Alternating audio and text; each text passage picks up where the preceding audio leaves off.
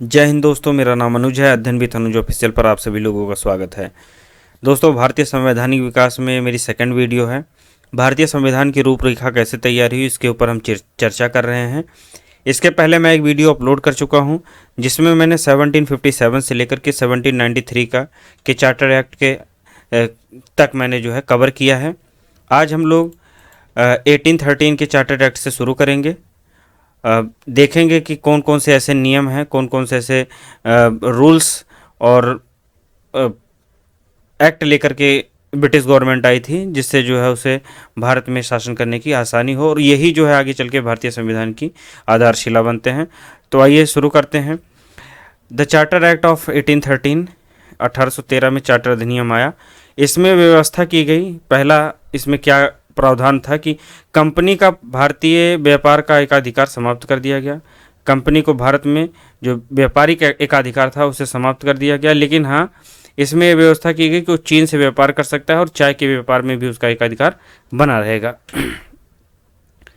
दूसरी जो सबसे बड़ा प्रावधान किया गया, इसमें यह किया गया कि कंपनी 20 वर्षों तक भारतीय प्रदेशों को अपने अधीन रख सकती है। उसके कामकाज, उसके प्रशासन, सारे फैसले उसके हाथ में होंगे। वो जो है उन प्रदेशों पर नियंत्रण बनाए रखेगी, और राजस्व नियंत्रण का भी अधिकार कंपनी को ही दे दिया गया। वो राजस्व वसूल सकती थी। थर्ड जो इसमें प्रावधान किया गया वो था, सभी अंग्रेज व्यापारियों को भारत से व्यापार करने की छूट दे दी गई। जो भी अंग्रेज व्यापारी भारत में आकर के व्यापार करना चाहते थे, उन्हें जो है खुला छूट मिल गया था। चौथा प्रोविज़न इसमें किया गया कि बोर्ड ऑफ कंट्रोल की शक्ति को परिभाषित किया गया और उसका विस्तार किया गया। पांचवा प्रावधान इसमें यह किया गया था कि इस चार्टर एक्ट के द्वारा ईसाई मिशनरियां भारत में आकर के ईसाई धर्म का प्रचार प्रसार कर सकती थी, उन्हें जो है छूट मिल गई थी।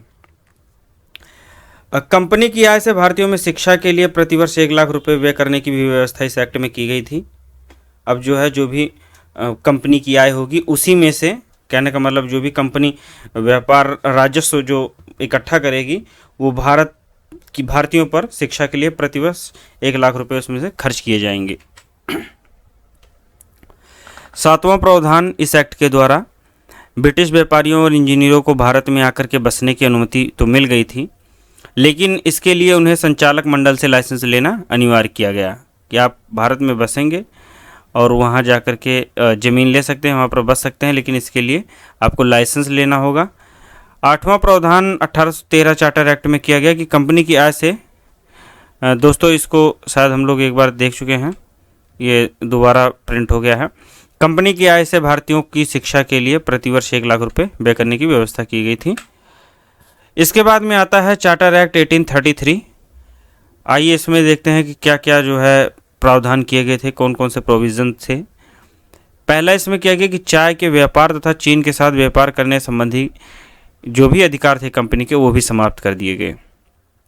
अभी आपने देखा कि 1813 एक्ट में, चार्टर एक्ट में ये व्यवस्था की गई, कंपनी के एकाधिकार को समाप्त कर दिया गया था, लेकिन चीन के साथ व्यापार और चाय के व्यापार में कंपनी का एकाधिकार बना रहा। लेकिन 1833 में क्या होता है कि सारे किसी भी तरह के जो है व्यापारिक एकाधिकार को समाप्त कर दिया जाता है। कंपनी के किसी भी तरह के व्यापारिक अधिकार को समाप्त कर दिया गया। बंगाल का गवर्नर जनरल को भारत का गवर्नर जनरल कहा जाने लगा। बंगाल का जो गवर्नर जनरल था वो भारत का गवर्नर जनरल होगा। अब पूरे जो है भारतवर्ष पर अंग्रेज़ों का शासन इस एक्ट के अंतर्गत शुरू हो गया था। भारतीय प्रदेशों तथा राज्यों पर कंपनी के अधिकारों को 20 वर्षों के लिए बढ़ा दिया गया था। जो भारतीय प्रदेशों पर जिन पर कंपनी के जो अधीन थे और जो राजस्व वो लोग एकत्रित करते थे, उसे 20 वर्ष के लिए बढ़ा दिया गया। किंतु यह सुनिश्चित किया गया कि भारतीय प्रदेशों का प्रशासन अब ब्रिटिश सम्राट के नाम से किया जाएगा। कहने का मतलब है, जो अभी तक कंपनी के नाम से चीज़ें चल रही थी देश में, भारत में जो चल रही थी, वो ब्रिटिश क्राउन के अधीन हो गई थी। उन्हीं के नाम पर सारी चीज़ें की जाने लगी थी। चौथा प्रोविज़न इसमें किया गया कि अंग्रेज़ों के बिना अनुमति पत्र के ही भारत आने तथा रहने की अनुमति दे दी गई थी। वे भारत में भूमि खरीद सकते थे। दोस्तों, अंग्रेज, अब जैसा कि मैंने बताया था अभी, 1813 में चार्टर एक्ट में भारत में आना तो अनिवार्य था, लेकिन उन्हें जो है अनुमति लेनी पड़ती थी। अब क्या है कि अंग्रेज़ों के बिना अनुमति पत्र के ही वो भारत में आएंगे, यहाँ पर रहेंगे और जो है भूमि खरीद सकेंगे। ऐसा प्रोविज़न किया गया था 1833 एक्ट में। अगला जो है प्रोविज़न ये किया गया कि भारत में सरकार का वित्तीय, विधायी और प्रशासनिक रूप से विकेंद्रीकरण करने का प्रयास किया, केंद्रीकरण करने का प्रयास किया गया। एक सेंट्रलाइज जो है प्रशासनिक व्यवस्था तैयार करने की सरकार द्वारा कोशिश की गई थी। ये तीनों चीज़ें जो है एक ही रूप में कार्य करें, एक ही सत्ता के अधीन, ऐसी व्यवस्था की गई थी। इस एक्ट के द्वारा स्पष्ट किया गया कि कंपनी के प्रदेश में रहने वाले जो भी कंपनी के अधीन जो क्षेत्र थे, उसमें किसी भी भारतीय को केवल धर्म, वंश, रंग या जन्म इत्यादि के आधार पर कंपनी के किसी पद से हटाया नहीं जाएगा। यदि वो योग्य है तो वंचित नहीं किया जाएगा। नेक्स्ट देखते हैं। इसमें अगला प्रोविज़न ये किया गया कि गवर्नर जनरल की परिषद में एक चौथा सदस्य जोड़ा गया। जो गवर्नर जनरल की परिषद थी, काउंसिल थी, उसमें एक चौथा सदस्य जोड़ा गया जिसे विधि विशेषज्ञ के कहा गया। वो विधि विशेषज्ञ होता था और लॉर्ड मैकाले इसके जो है पहले विधि विशेषज्ञ बने थे। 1833 के अंतर्गत एक प्रोविज़न ये किया गया, चार्टर एक्ट का एक प्रोविज़न ये किया गया था कि भारत में दास प्रथा को गैर कानूनी घोषित कर दिया गया और गवर्नर जनरल को ये कहा गया कि भारत में दास प्रथा के उन्मूलन के लिए आवश्यक कदम उठाए। इस तरह से जो है लगभग 10 सालों में 1843 में दास प्रथा का भारत में उन्मूलन किया गया। दोस्तों 1833 चार्टर एक्ट के बाद में आता है 1853 चार्टर एक्ट, जो भारत में जो है प्रशासन को चलाने के लिए कुछ कानूनों में बदलाव किए गए, कुछ कानून लेकर के आई ब्रिटिश गवर्नमेंट। आइए हम उन्हें देखते हैं। इस एक्ट के द्वारा ये प्रावधान किया गया कि कंपनी भारतीय प्रदेशों को अपने अधीन ही रख सकती है जब तक संसद न चाहे। अभी तक क्या था कि 20 वर्षों तक बढ़ाया जा रहा था कि हाँ अब 20 वर्ष के लिए राजस्व और कंपनी भारतीय क्षेत्र कंपनी के अधीन होंगे। लेकिन 1853 के जो चार्टर एक्ट है, इसमें यह प्रावधान किया गया कि भारतीय प्रदेश जो है कंपनी के अधीन तब तक रहेंगे जब तक ब्रिटिश क्राउन या ब्रिटिश पार्लियामेंट ना चाहे कि ये जो है ब्रिटिश गवर्नमेंट के अधीन चला जाएगा। सेकेंड प्रोविज़न इसमें यह किया गया कि कंपनी के सदस्यों की संख्या 24 से घटा करके 18 कर दी गई। उनमें से 6 सम्राट द्वारा मनोनीत होते थे। 24 से घटाकर 24 से घटाकर 18 कर दी गई थी कंपनी के सदस्यों की संख्या, और उसमें से 6 सीधे ब्रिटिश सम्राट मनोनीत करते थे। थर्ड जो है प्रोविज़न इस एक्ट में किया गया था 1853 में कि नियुक्तियों के मामले में डायरेक्टरों का संरक्षण समाप्त कर दिया गया था। पहले क्या होता था कि जो है ये नियुक्तियां, किसी भी तरह की नियुक्ति जो कंपनी में होती थी और डायरेक्टरों के संरक्षण में होती थी, अब ऐसा नहीं था, उसे समाप्त कर दिया गया। विधि सदस्य को गवर्नर जनरल की परिषद का अस्थायी सदस्य बना दिया गया था। जैसे मैंने बताया कि जो काउंसिल थी गवर्नर जनरल की, उसमें एक सदस्य, चौथा सदस्य जोड़ा गया था विधि सदस्य। लॉर्ड मैकाले प्रथम विधि सदस्य बना था, विधि विशेषज्ञ बने थे, तो इसे जो है अस्थायी कर दिया गया इनका पद। फिफ्थ जो इसमें प्रोविज़न किया गया था, इसके अंतर्गत गवर्नर जनरल की परिषद में कानून निर्माण में सहायता देने के लिए 6 नए सदस्यों की नियुक्ति कर दी गई थी, परंतु कार्यकारी परिषद को विधान परिषद के विधेयक को वीटो करने का अधिकार था। 6 नए सदस्य गवर्नर जनरल की परिषद में जुड़ गए थे जो कानून निर्माण में सहायता करते थे, लेकिन जो कार्यकारी परिषद थी उसे विधान परिषद के किसी भी विधेयक को वीटो करने की पावर थी, न मानने की निर्णय को जो है उस निर्णय पर अपने निर्णय थोपने की उसकी जो है उसका अधिकार मिल गया था उसको। छठवां जो प्रावधान इस एक्ट के द्वारा किया गया था उसमें कहा गया कि बंगाल के पृथक लेफ्टिनेंट गवर्नर की नियुक्ति की जाएगी। बंगाल में एक अलग से लेफ्टिनेंट गवर्नर नियुक्त होगा। दोस्तों अब आते हैं भारत शासन अधिनियम 1858। इसमें भारत के शासन व्यवस्था को और सुदृढ़ बनाने के लिए कानून लाए गए, कई चीज़ें बदली गई इसमें।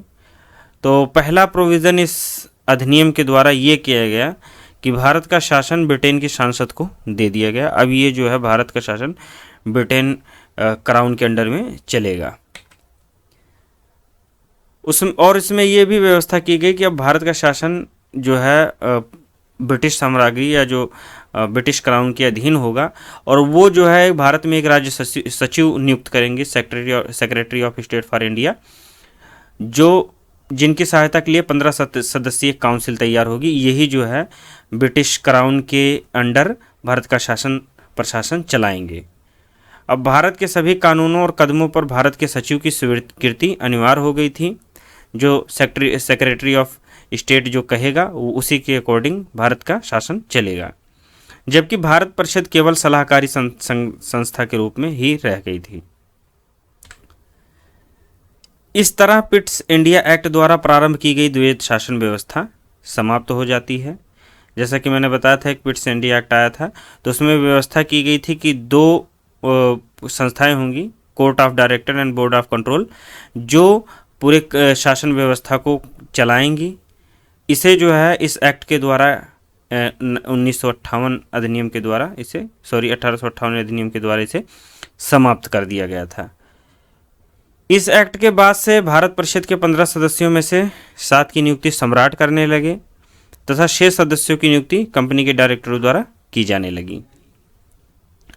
जो 6वां जो इसमें प्रावधान किया गया, अखिल भारतीय सेवाओं को तथा अर्थव्यवस्था के मामलों पर भारत सचिव भारत परिषद की राय मानने के लिए बाध्य हो गया था। जो काउंसिल थी उसको जो भी वो अपनी सलाह देती थी उसे भारत सचिव को मानना पड़ता था। 7वां जो प्रावधान इस एक्ट में किया गया, भारत के गवर्नर जनरल भारत सचिव की आज्ञा के अनुसार कार्य करने के लिए बाध्य हो गए थे। जो भारत के गवर्नर जनरल थे वो भारत सचिव की आज्ञा लेकर के ही कार्य कर सकते थे। दोस्तों 8वां प्रोविज़न इस एक्ट में किया गया कि अब गवर्नर जनरल का पद समाप्त हो जाएगा और गवर्नर जनरल सम्राट के प्रतिनिधि के रूप में कार्य करेगा। उसे वायसराय की उपाधि दे दी गई। अब जैसा कि आपको पता है कि जब 1858 एक्ट आया, अधिनियम आया, तो उसमें प्रथम जो वायसराय बनते हैं देश के जो ब्रिटिश गवर्नमेंट के प्रतिनिधि के रूप में जो प्रथम वायसराय नियुक्त होता है तो वो लॉर्ड कैनिंग होता है। यदि बात करें तो ये जो है last governor general Lord Canning हुए और प्रथम वायसराय भी लॉर्ड कैनिंग हुए थे। ये प्रश्न पूछता है कि अंतिम गवर्नर जनरल कौन थे, तो ये लॉर्ड कैनिंग थे। और प्रथम वायसराय अगर पूछेगा जिसे भारत में नियुक्त किया गया था, प्रथम वायसराय लॉर्ड कैनिंग हुए। और इन्हीं के समय में एक जो है सबसे बड़ी घटना होती है 1857 की क्रांति, ऐसे याद रखिएगा। आइए आगे देखते हैं। और अगला प्रोविज़न इसमें किया गया कि कोवेनेंटेड सिविल सर्विसेज में नियुक्तियां खुली होने लगी, खुली प्रतियोगिता होने लगी, ओपन कंपटीशन होने लगा इसमें। इसके पहले क्या होता था कि जो बोर्ड ऑफ डायरेक्टर्स होते थे वो इसे एक तरह से नॉमिनेट करते थे जो है ऑफिशियल्स को। अब ओपन कंपटीशन होगा, इसके आधार पर किसी भी ऑफिशियल्स की नियुक्ति की जाएगी, भर्ती की जाएगी। अब डायरेक्टरों के संरक्षण में नहीं होगा किसी का भी भर्ती। 10वां प्रोविज़न इसमें किया गया कि भारत राज्य सचिव एक निगम निकाय हो जाएगा तथा जिस पर इंग्लैंड एवं भारत में दावा किया जा सकता है। तो दोस्तों इस तरह से ये 1858 अधिनियम तक हम लोगों ने देखा कि कैसे भारतीय संविधान की रूपरेखा तैयार हुई, कौन कौन से ऐसे कानून देश में कंपनी ने चलाने के लिए, ब्रिटिश गवर्नमेंट ने भारत में शासन चलाने के लिए क्या क्या कानून पास किए, कौन कौन से एक्ट लेकर के आई भारतीय प्रशासन को चलाने के लिए। और यही धीरे धीरे आगे चल कर के भारतीय संविधान की रूपरेखा बनते हैं, भारतीय संविधान के निर्माण में सहायक होते हैं। तो आज दोस्तों आज के लिए बस इतना ही। अगले वीडियो में मैं फिर आप लोगों के साथ हाजिर होऊंगा आगे के कुछ एक्ट्स को लेकर के जो हमारी आज़ादी तक, भारतीय संविधान के निर्माण तक के निर्माण के लिए जो सहायक होंगे। तो मिलते हैं अगले वीडियो में। जय हिंद।